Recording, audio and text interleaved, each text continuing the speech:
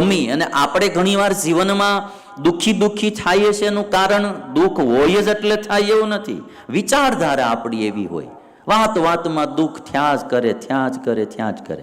અને અમુક પુરુષો એવા આ દુનિયામાં જીવતા શીખી ગયા એટલે એને તમે આમ જુઓ ને, દુઃખના પ્રસંગમાંથી નહીં, એ સુખ ગોતી લે. દ્રોહ કરનારા, દુઃખી કરનારાનો પણ એ ગુણ લઈ લે કે એને કેવું સારું કામ કર્યું. એટલે આ જે ગુણગ્રાહી દ્રષ્ટિ છે, પોઝિટિવ થિંકિંગ, એ માણસને સુખી કરે. એક ભાઈ આમ બુટેડ શૂટેડ જાતો હતો ને, કોઈ એના મિત્રના ઘરે દીકરાના લગ્નનું રિસેપ્શન હતું, જમણવારનું આમંત્રણ મળેલું, બુટેડ શૂટેડ જાતો હતો અને એમાં રસ્તે જાતો તો એમાં કાગડો ચરીક્યો માથે. તે ટોપી ને કોટ ને બધું બગાડી નાખ્યું. બરોબર શ્રાદ્ધ પક્ષ હાલતું હશે, કાગડાઓએ ખીર બીર હમાઈ ખાધી હશે, એટલે એ બધું આમ આખું બગાડી નાખ્યું. હવે કોઈ બી માણસ કોઈ પ્રસંગમાં જતો હોય ને આવી રીતે કપડાં બગડી જાય એટલે જરાક અપસેટ થઈ જાય ને. પણ આ માણસ બિલકુલ અપસેટ ન થયો. આકાશમાં જોઈને કહે છે કે હે ભગવાન, તને લાખ ધન્યવાદ છે કે તે ખાલી કાગડાને જ ઉડતા કર્યા, ગાયો ભેંસોને ઉડતી નથી કરી. ખાલી કાગડા જ ઉડે, જો આ ગાયો ભેંસો ઉડત્યું હોત અને જો આવું થાત તો હું થાતી કે. એટલે દુઃખના પ્રસંગમાં, અપસેટ થવાના પ્રસંગમાંથી બી માણસ પોઝિટિવ થિંકિંગ વાળો સુખ ગોતી લે, એને જિંદગીમાં કોઈ દી દુઃખ આવતું.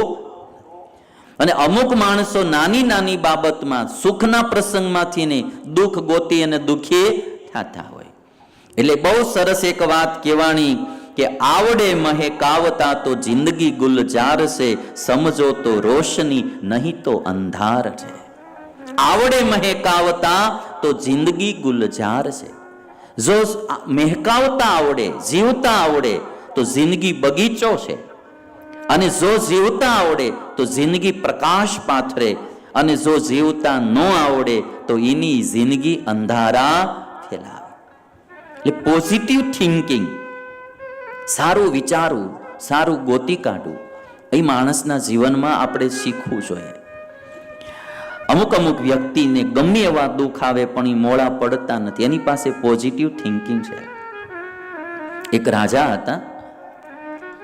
રાજાના મહેલમાં 3 મૂર્તિઓ હતી અને 3 મૂર્તિ માટીમાંથી બનાવેલી હતી, માટીની મૂર્તિ.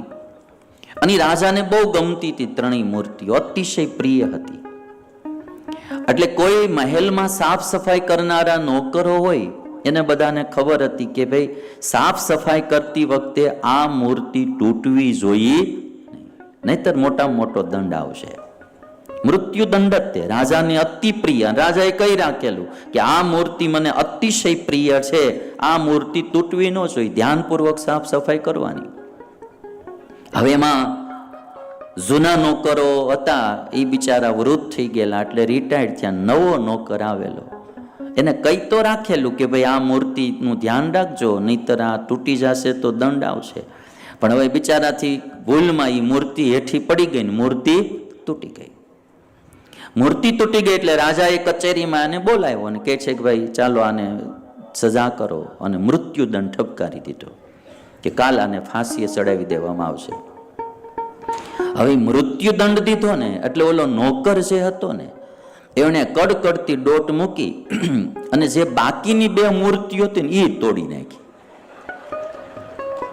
એટલે 2 મૂર્તિઓ તોડી નાખી. એટલે રાજા હતા ને એને બોલાવ્યો. અને આવી હિંમત તો કોણ કરે બીજો, હે ને ભાઈ. એટલે રાજાને એમ થયું કે આને આટલી જીગર કરી એટલે કાંઈક હોવું જોઈએ, રહસ્ય. એટલે રાજાએ એને બોલાવ્યો અને પૂછ્યું કે તે આ 2 મૂર્તિ તોડી કેમ નાખી? એટલે કહે છે કે મહારાજ, એક માટીની મૂર્તિ મારાથી તૂટી અને તમે મને મૃત્યુદંડ દીધો. હજી જે આ બાકીની 2 મૂર્તિ છે એ માટીની જ છે, અને મારા પછી કોઈક બીજાથી તૂટશે તો એને મરવું પડે, એને ન મરવું પડે એટલે મેં 2 એક હારે તોડી નાખી. કે મારે એકલાને જ મૃત્યુદંડ આવે ને, મારે એકલાને જ મરવું પડે, બાકીના તો બિચારા 2 બચી જાય. 2 જણાની જાન બચાવવા માટે મેં એ 2 મૂર્તિઓ તોડી નાખી. અને ત્યારે રાજાએ એને એટલું પૂછ્યું કે તને આવી સમજણ ક્યાંથી આવી?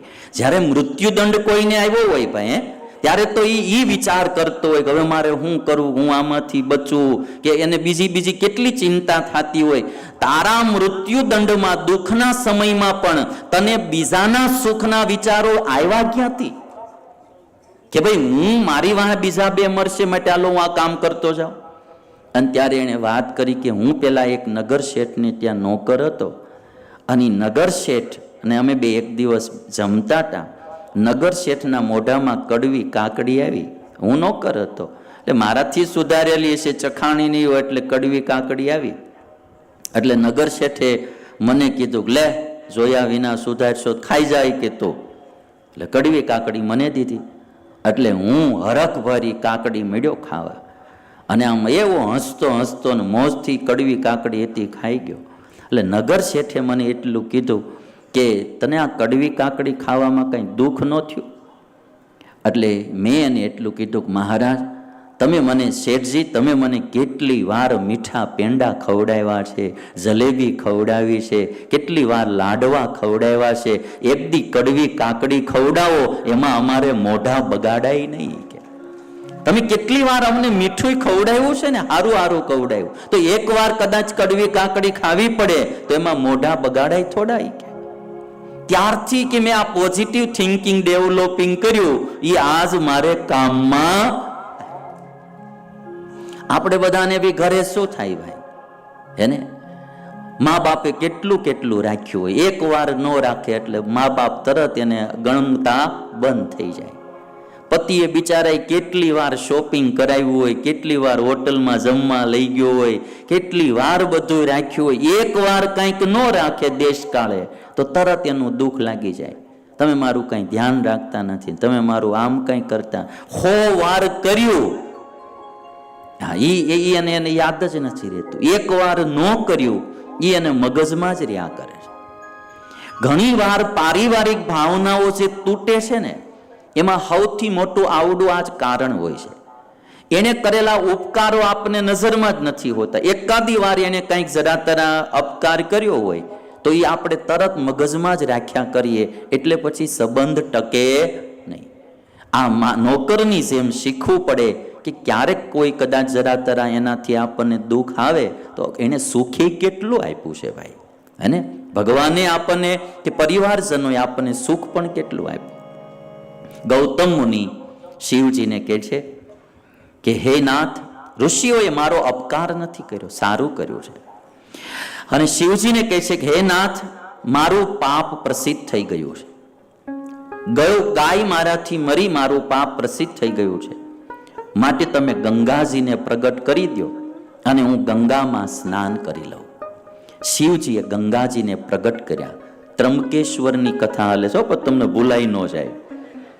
એટલે આમાં શું છે કે આટલી બધી કાચી લાંબી કથા હાલી એટલે તમને એમ ત્યાં મુદ્દો મૂળ ક્યાં જાય છે એમ. એટલે ત્રંબકેશ્વર જ્યોતિર્લિંગની કથા હાલે છે. એટલે શિવજીને ગૌતમ મુનિએ પ્રાર્થના કરી કે તમે ગંગાજી પ્રગટ કરી દો. શિવજીએ ગંગાજીને પ્રગટ કરી દીધા અને કહ્યું કે તમે ગૌતમને પવિત્ર કરો. ગંગાજી કહે છે હું ગૌતમ મુનિને પવિત્ર કરી અને મારે સ્થાને પાછી જતી રહીશ. ગંગાજી કહે છે. શંકર દાદા કે આ 28મો કળિયુગ ચાલી રહ્યો છે, 28મો કળિયુગ વ્યતીત ન થાય ત્યાં સુધી તમે અહીંયા નિવાસ કરો, તમે અહીંયા નિવાસ કરો. તમને ખબર હશે કે આ દુનિયામાં સૌથી પ્રાચીનમાં પ્રાચીન કોઈ મેળો હોય તો એ હિન્દુસ્તાનનો કુંભનો મેળો છે. અને કુંભનો મેળો જે છે એમાં શૈવ સાધુઓ, વૈષ્ણવ સાધુઓ સ્નાન કરવા માટે આવતા હોય.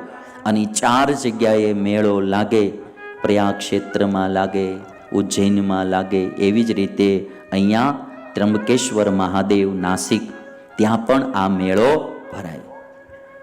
અને ત્યાં ગંગાજી નિવાસ કરીને રહે છે. શંકર દાદાએ કીધું આ અત્યારે જે કળિયુગ ચાલે છે ને 28મો કળિયુગ ચાલે. શંકર દાદા કે 28મો કળિયુગ વ્યતીત ન થાય ત્યાં સુધી તમે અહીંયા નિવાસ કરો. ગંગાજી કે હું રહું પણ તમે પાર્વતી સહિત મારી નજીકમાં નિવાસ કરો તો હું અહીંયા રહું.